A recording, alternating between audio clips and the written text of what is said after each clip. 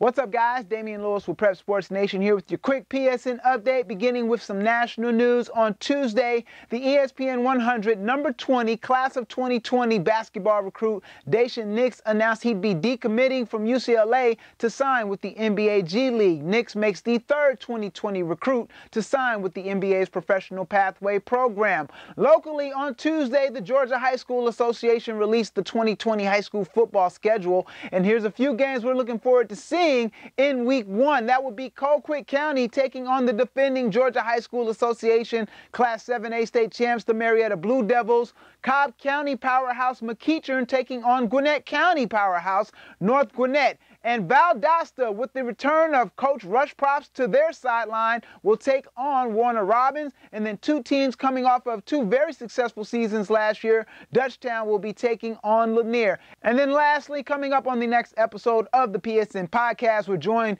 by Banneker Trojans football head coach, Coach Lou George, who reflects on his first season as head coach with the Trojans. Here's an excerpt from that interview.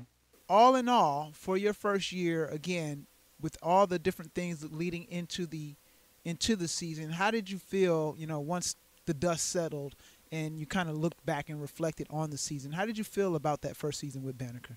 I would say it was a lot of growth on my part as a first-year head coach. I saw a lot of growth in my players, and any first-time head coach or anytime you go to a new team, you have to have that trust factor between, you and your coaching staff, as well as develop that trust factor between you and your players. And it took us a while to get there. We did a lot of things over last summer, as you saw, to help us bond. But until you're in that fire and you really understand late in that game and trust in the process of what your coaches taught you and your coaches have taught you throughout the week or throughout the season, relying on that. And there were times that we didn't do that as a staff and as a team.